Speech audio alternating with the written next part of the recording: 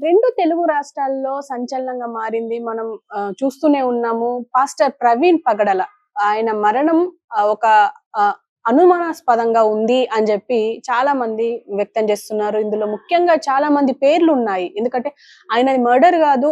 ఆయనది సహజ మరణం గాదు. యాక్సిడెంట్ గాదు.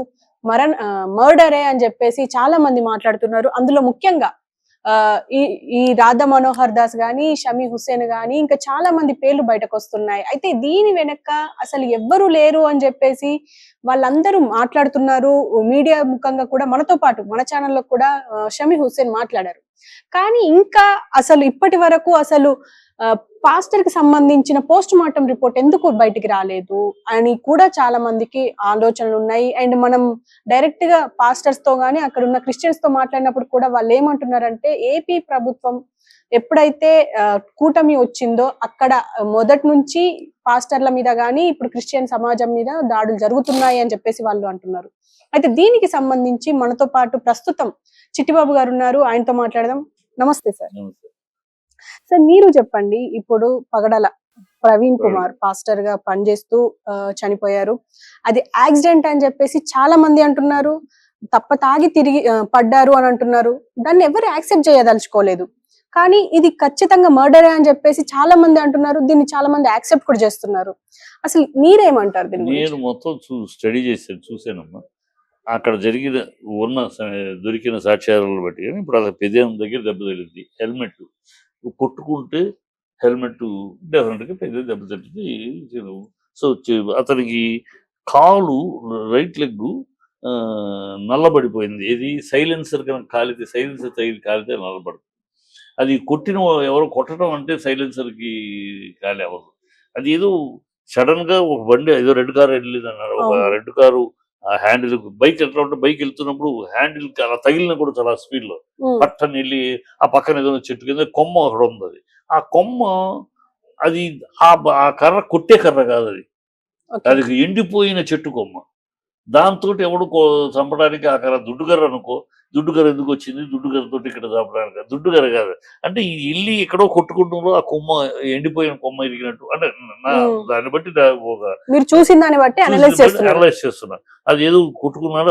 వెళ్తున్న కారు ఏదో రెడ్ కారు ఏదో వెళ్ళింది అంటున్నారు. ఆ వెళ్ళే కారు ఆ స్పీడ్ లో బైక్లు ఎట్లా అంటే నేరుగా చిన్న ఇలా వెళ్తున్నప్పుడు హ్యాండిల్ కొట్టినా కూడా సార్ ఆ స్పీడ్ లో తప్పని వెళ్ళిపోయి బ్యాలెన్స్ తప్పితే ఎక్కడికి వెళ్ళి చెట్టుకో గుద్దుకుంటారు. చెట్టు ఉంటే చెట్టు, లేకపోతే బోర్లో పడిపోతారు. సో అట్లా తగిలితే వెళ్ళి కొట్టుకుని ఆ కొమ్మకి ఏదో గురికి కొమ్మ వెళ్ళిపోవడం కొమ్మ కనపడుతుంది అక్కడ. సో పెదాల దగ్గర ఏముందంటే పెదాల మీద కొట్టిన వాడు హెల్మెట్ మళ్ళీ పెట్టి వెళ్తాడా? హెల్మెట్ తోటి కొట్టుకున్నప్పుడు ఆటోమేటిక్ గా ఏదో ఉంటుంది. గీసుకుపోయినాయి ఇక్కడ. ఈ గీసుకుపోవటానికి కొడితే గీసుకుపోవు కదా, గాయాలు అవుతాయి. కొడితే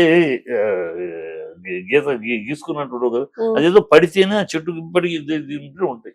సో ఈ అన్నిటిని బట్టి నా అంచనా ఇది యాక్సిడెంట్ యాక్సిడెంటల్ గా జరిగింది. చంపటం అంటే ఎవరు చంపారు వీళ్ళు చెప్పే పేర్లు. నా ఉద్దేశంలో అతను అంత వాచాలత్వము, గాలి నోరు, దూల నోరు తప్పితే అంతటి సమర్థుడు, అంతటి శక్తివంతుడు, అంత వాడు కాదు. ఎవరు? రాధా మనోహరు అంత తెలివి, అంత శక్తివంతుడు ఏం కాదు. నోటి ద్వారా గాలి మాటలు గోరెలు అంటాడు, ఇంకోటి అంటాడు, ఏదో పిచ్చిపోగుడు అవుతూ ఉంటాడు తప్పితే తన విశ్వాసాన్ని తను చెప్పుకోవాలి. కానీ ఇంకోటి విశ్వాసానికి ఎంత పరిచి మాట్లాడితే అతనికి దూల నోరు. కానీ ఇందులో ముఖ్యంగా హెల్మెట్ ఒక లారీ వెళ్ళి తొక్కేసినా కూడా ఆ హెల్మెట్ వల్ల దెబ్బ తగలదు అని చెప్పేసి ఒక పాస్టర్ అంటున్నారు, అజయ్ బాబు అని చెప్పి. హెల్మెట్ ఎక్కడ నలగలేదు. హెల్మెట్ కొట్టుకుంటే హెల్మెట్ అంత దెబ్బ తగిలే అవకాశం లేదు అని అంటున్నారు ఆయన. పిచ్చి మాట. హెల్మెట్ ఉండగా కొట్టుకుంటే ముక్కుకి, పెదాలకి, నుదురుకి ఖచ్చితంగా తగులుతుంది, గాయాలు అవుతాయి. అది ఇప్పుడు పెదం దగ్గర అయింది. ఇప్పుడు తోలినప్పుడు ఏమవుతుంది? పెదానికి దెబ్బ తగులుతుంది కదా, ప్రాణం పోదు, తల పగలదు. హెల్మెట్ వల్ల ఏంటంటే పెద్ద యాక్సిడెంట్ అయినా హెడ్ ఇంజరీస్ జరగవు. అంతేగాని కొట్టుకుంటాలకి పెదాలు చెట్లాలు ఎందుకు అవ్వవు? Helmet will not use that safety. Helmet పళ్ళు రాలకుండా, పళ్ళు కూడా ఒక్కోసారి రాలుతాయి హెల్మెట్ కొట్టుకుంటే. ముందు brain, helmet is for the mind, the brain కి. ఈ తల చాలా సెన్సిటివ్ది. అది ఏదైనా అయితే మొత్తం మనిషి జీవితం వేస్ట్ అయిపోతుంది కనుక హెల్మెట్ అనేది ఇక్కడ ఈ భాగం కపాలాన్ని కాపాడటానికి. ఈ ముందు ముఖం అనేది మామూలుగా ఉంటుంది, అది అంత స్ట్రాంగ్, అది ఇక్కడ ఉన్నంత స్ట్రాంగ్ ఇదేం ఉండదు. అయినా డేంజర్ సేఫ్టీ ఉంటుంది. ఇది ఇలా కొట్టుకుంటారు, ఏంది సర్వసాధారణం అవి కొట్టుకుంటారు మామూలుగా. ముఖ్యంగా ఇంకొకటి ఏమన్నా ఎంత యాక్సిడెంట్ అయినా బైక్ ఒక దగ్గర పడాలి, మనిషి ఒక దగ్గర పడాలి, కానీ మనిషి మీద బైక్ ఎక్కడ పడలేదే, కానీ ఇక్కడ ఎలా పడింది అని చెప్పేసి ఇలాంటి లాజిక్స్ మాట్లాడుతున్నారు. అనవసరం లాజిక్. ఇప్పుడు గ్యారంటీ ఏం కదమ్మా, ఒకటి కూడా బైక్ ఒక చోట పడాలి, మనిషి ఒక చోట పడాలి, యాక్సిడెంట్ తీరుడు బట్టి ఉంటుంది. వీడు ఇప్పుడు వెళ్తున్నాడు, ఒక డివైడర్ కొట్టాడు అనుకోండి స్పీడ్లో, డివైడర్ కొట్టినప్పుడు బండి ఎగిరి జంప్ చేస్తే ఎగిరి పడినప్పుడు మనిషి ఎటు పడతాడు, బండి ఎటు పడతాడు. ఇది డివైడర్ కొట్టాడా, మామూలుగా వెళ్ళి జట్లో బ్యాలెన్స్ తప్పి ఓ చెట్టు గుద్దుకున్నాడా, చెట్టు గుద్దుకుంటే మనిషి ఇక్కడ వెళ్తాడు. చెట్టు బ్యాలెన్స్ మిస్ అయ్యి బ్యాలెన్స్ తప్పింది అనుకో, మామూలుగా బండి కూడా అవసరం, తోలుతున్న వాడిని ఉన్న వెళ్ళేవాడు ఇట్లా తట్టినా కూడా హ్యాండిల్ కంట్రోల్ చేసుకోవాలి, లేకపోతే వెళ్ళిపోయింది అక్కడేదో చెట్టుకో గొడవకో గుద్దుకుంటాడు. మేబీ అలా జరుగుండొచ్చు. ఇప్పుడు దాన్ని చూస్తుంటే ఆ కొమ్మను బట్టి కొమ్మతోటి కొట్టారు అనేది, కొమ్మ కొట్టడానికి కొమ్మ తప్పది, అది ఎండిపోయిన చెట్టు కొమ్మ, అది దెబ్బలు చంపేద్ద అవకాశం ఉండదు. కథ అనుమానం అనేది మనం కొట్టిపారేయలేము, అనుమానం అనేది కొట్టిపారు. ఎందుకంటే గతంలో అతనికి వార్నింగ్లు ఉన్నాయి. ఆ 2 రోజుల క్రితమే రాధా మనోహర్ ఇంటి ముందు శ్మశానం వాటికి ఉంది, అది 30-40 ఏళ్ళుగా ఉన్న శ్మశానం వాటికి, అక్కడ క్రిస్టియన్స్ అది తీసేయాలని రాధా మనోహర్ గొడవ చేయటం, నా ఇంటి ఎదురుగుండా ఉందని, 30-40 ఏళ్ళుగా ఉన్నది తీసేయమని నువ్వెవడు అడగటానికి, నా ఇంటి ఎదురుగుండా ఉందని. ఇది ఈ రాధా మనోహర్లు అన్ని ఇలాంటి సొల్లు మాటలు సొల్లు గొడవలు పెట్టుకుంటూ ఉంటాడు. తద్వారానే అతను పాపులర్, లేకపోతే ఎవరికి తెలుసు రాధా మనోహర్ ఏమైనా పెద్ద పండితుడా, వేదాంత, లేకపోతే పురాణాల్లో గొప్పగా పట్టు ఉన్నవాడా ఏంటి, ఉన్న కాషాయ వస్త్రాలు వేసుకుని బొట్టు పెట్టేసుకుని వాగేస్తూ ఉంటాడు. అది అర్థజ్ఞానము అజ్ఞానము, తనను తాను పాపులర్ చేసుకుంటానికి, తద్వారా నాలుగు మెతుకులు సంపాదించుకుంటున్నాడు. అంతకన్నా అతని వల్ల సమాజానికి కానీ, అతని వల్ల హిందూ విశ్వాసాలకు కానీ ఏం విలువలు లేవు, ఏం ప్రయోజనాలు లేవు, వీళ్ళకి నష్టం తప్పితే. అలాగే ఈవెన్ ఇది చనిపోయాడు కనుక ఇదంతా కరెక్ట్ ఉండడం కూడా కరెక్ట్ కాదు. ఈయన కూడా రాధా మనోహర్ మాట్లాడాడు, తప్పు మాట్లాడాడు. నువ్వెందుకయ్యా, నువ్వు దేవుడు క్రైస్తవుడిగా ఉన్నావు, యేసు ప్రభులో ఉన్నావు. యేసు ప్రభు ఏం చెప్పాడు, తన వాక్యాన్ని ప్రచురణ చేయమన్నాడు, ఇతరుల విశ్వాసాన్ని కించపరచమని ఎక్కడే చెప్పలేదు. ఒకసారి శిష్యులు ఎవరో వస్తూ ఉంటే అడ్డుకుంటారు, ఏమిటి ఎందుకు అడ్డుకున్నారు నేను జీసస్ అడుగుతారు, వీళ్ళు మనవాళ్ళు కాదు, మన వ్యతిరేకించేవాళ్ళు అంటారు. అంటే ఏమన్నాడు తెలుసు జీసస్, తప్పు, మన విమర్శించినంత కాలం వాళ్ళు మనవాళ్లే, అడ్డుకోకుండా అంటాడు. అది జీసస్. ఆ జీసస్ నమ్మి మీరు ఇతర మతస్థుల మంత్రాలు చింతకాయలు రాలితయ్య, భగవద్గీత గురించి, రామాయణాన్ని గురించి ఒక ప్రోగ్రామ్ ఏదో పెట్టి, రక్షణ ప్రోగ్రామ్, దాంట్లో ప్రోగ్రామ్ పెట్టాడు, సూటి ప్రశ్న ఘాటైన ప్రశ్న సూటైన సమాధానం ఏదో, దాంట్లో వాళ్ళు అడగను, నేను చెప్పను. అందుకని ఒకసారి నన్ను పిలిస్తే కూడా నేను వెళ్ళాను, రానన్నాను. ఈ మధ్య చాలా వీడియోలు కూడా వైరల్ అవుతున్నాయి, అంటే సీతమ్మని కూడా, అంటే నిన్ను అనవసరంగా తీసుకొచ్చాను గానీ నాతో ఉండడానికి వీల్లేదు, ఎవరితో వెళ్ళిపో అని చెప్పేసి అన్నారు. పిచ్చి పిచ్చి కథలు, ఈ అవసరం మీకు అవసరం, అది మీ అదే చెప్తా వీళ్ళు. అందుకని ఒకసారి నన్ను పిలిస్తే కూడా ఆయన ప్రోగ్రామ్ నేను వెళ్ళా, కాదండి ఇలాంటి వాటిని నేను వ్యతిరేకం. ఎవరి విశ్వాసాన్ని వాడు చెప్పుకుని వెళ్ళాలి, ఇంకోరు విశ్వాసాన్ని కించపరచడం ద్వారా మన విశ్వాసం గొప్పదని చెప్పుకునే అనైతికమైన విధానాన్ని నేను కాదు. వాళ్ళు అడుగుతున్నారు, అడిగే ప్రశ్నలకి వాళ్ళు అడిగితే ఆ ప్రశ్నకు సమాధానం చెప్పాల్సిన అవసరం లేదు. అజ్ఞానంతో అర్ధజ్ఞానంతో అర్భకులు అడిగే ప్రశ్నలకు సమాధానం చెప్పడం నా టైం వేస్ట్ చేసుకుంటాను కాదని, అది I don't entertain, I treat them as ugly gestures అని చెప్పేశారు. సో అది అంతే, అది బుద్ధున్న వాళ్ళు ఎవరు అలా చేయరమ్మా. నిజమైన దైవభక్తులు, అది హిందువులైనా ముస్లింలైనా క్రిస్టియన్స్ అయినా, నిజమైన దైవభక్తులు ఎవరు కూడా ఇలాగ ఇతర మతస్థులను కించపరిచి, ఇతర విశ్వాసాలను కించపరిచి, అసహ్యంగా మాట్లాడుతూ వాళ్ళ దేవుని గురించి చెయ్యరు. ఈ అర్భకులు వీళ్ళు వీళ్ళని వీళ్ళు పెంచుకుంటానికి, వీళ్ళు ప్రాపగాండ చేసుకుంటానికి, వీళ్ళు ఏదో పెద్ద ఒక విశ్వాసానికి పట్టుకొమ్మలని అనిపించుకోవడానికి, వాళ్ళని ప్రమోట్ చేసుకున్నదైతే వీళ్ళు వేస్ట్.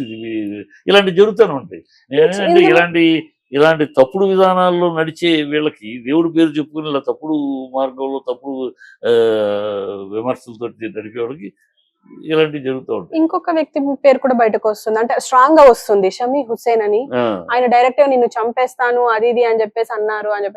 కానీ ఆయన మనతో పాటు మాట్లాడుతూ అసలు నేను చంపుతాను అని చెప్పలేదు, తిట్టాను, చాలా బూతులు తిట్టాను, చాలా రకాలుగా మాట్లాడాను. ఎందుకంటే మహమ్మద్ ప్రవక్త గురించి మాట్లాడాడు, మీ అమ్మ గురించో మీ నాన్న గురించో మీరు మాట్లాడితే మీరు ఎలా రెచ్చిపోతారో నేను అలాగే రెచ్చిపోయాను అని చెప్పేసి అని అన్నారు. ఆయన చంపుతానని నేను విన్నాను, చంపుతాను అనలేదు, చంపుతాను అన్నమాట.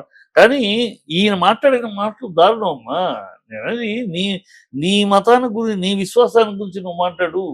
నువ్వెందుకు అల్లాహ్ గురించి మాట్లాడతావు, నువ్వెందుకు రాముని గురించి కృష్ణుడి గురించి మాట్లాడతావు, నీకేం అవసరం? వాడు మాట్లాడుతున్నాడంటే వాడు మాట్లాడతాడు, వాడు సన్నాసి, నువ్వు సన్నాసివేనా? రాధా మనోహర్ అనేవాడు సన్నాసి, అతని స్థాయి ఏంటి, ఎక్కడి నుంచి వచ్చాడు, అతని స్థాయి ఎక్కడి నుంచి వచ్చాడు చెప్పుకుంటే నవ్వుతారు మీరు. ఇవాడు పెద్ద ఏదో చెప్తాడు దేవుడు, అది ఎక్కడి నుంచి వచ్చాడు అలాంటాడు, అలాగే మాట్లాడతాడు. అతను అలా వాడు మాట్లాడాడని నువ్వు బైబిల్ చదువుకుని దేవుని వాక్యం పంచేవాడు, నువ్వెందుకు మాట్లాడాలి కదా? ఇప్పుడు ఇతరులు మాట్లాడు తిట్టట్లా మనం. ఇప్పుడు ఒక డిఎస్ దినకరన్, ఇప్పుడు ఆయన మహానుభావుడు, ఆయన క్రిస్టియన్ పితామహుడు, మన దేశంలో అంత గొప్ప విలాంతులు, ఈయన యేసు జయభక్తులు పుట్ల. అలాంటి ఆయన సతీష్ కుమార్ కల్వరి టెంపుల్, పాల్ దినకరన్, వాళ్ళ దినకరన్ గారి కొడుకు పాల్ దినకరన్.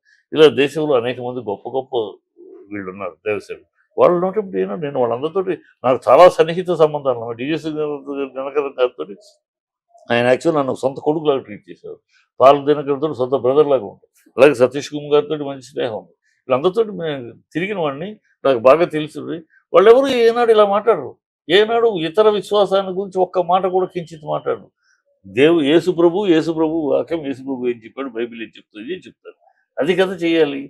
అలాగే మరి హిందువుల్లో కూడా ఈ రాధా మనోహర్ లాంటి వాళ్ళు గాలి బ్యాచ్ తప్పితే నిజమైన వాళ్ళు ప్రవచనకర్తలు ఏమైనా ఎప్పుడైనా ఇతర మతాల గురించి మాట్లాడి విన్నావు నువ్వు? అది నిజమైన దేవుని దేవుని భక్తి ఉన్నవాళ్ళు. వీళ్ళు గాలి అలగా జనం, అలగా బాపత్తు ఏదో మాట్లాడతారు, వాళ్ళని వాళ్ళు ప్రాపర్లు. అందువల్ల ఇలాంటి దరిద్ర సమాజంలో, ఈ సమాజంలో ఇలాంటి ఈ విచ్ఛిన్నకర శక్తులు, వీళ్ళు విచ్ఛిన్నకర వికృత వాక్యాలు చేస్తూ ఈ సమాజంలో అన్రెస్ట్ క్రియేట్ చేసేది. అలాంటప్పుడు ఇది జరుగుతాడు. కానీ రాధా మనోహర్కి అనవసరంగా అంత క్రెడిబిలిటీ ఇవ్వటం, కానీ ఇతనికి అంత క్రెడిబిలిటీ చంపే అంత గొప్ప శక్తివంతులు లాగాను, వాళ్ళనేదో పెద్ద హీరోలుగాను చిత్రీకరించే వాళ్ళ మొహంలో ఇది యాక్సిడెంటల్, నా లెక్క ప్రకారం యాక్సిడెంటల్. కానీ అందుకని నేను యాక్సిడెంట్ కనుక వదిలేయమనట్లేదు, ఖచ్చితంగా తెలియాలి. ఖచ్చితంగా ప్రజలకి ఇది యాక్సిడెంటా లేదు, ఎవరన్నా వెనకాల ఉన్నారా, హస్తం ఉందా తెలియాలి. తెలిస్తే కానీ సమాజానికి ఫ్యూచర్లో ఇలాంటి పెట్టైపోకుండా కంట్రోల్ చేయడానికి ముందస్తు యాక్షన్ తీసుకోవడానికి ప్రభుత్వాలకు అవకాశం.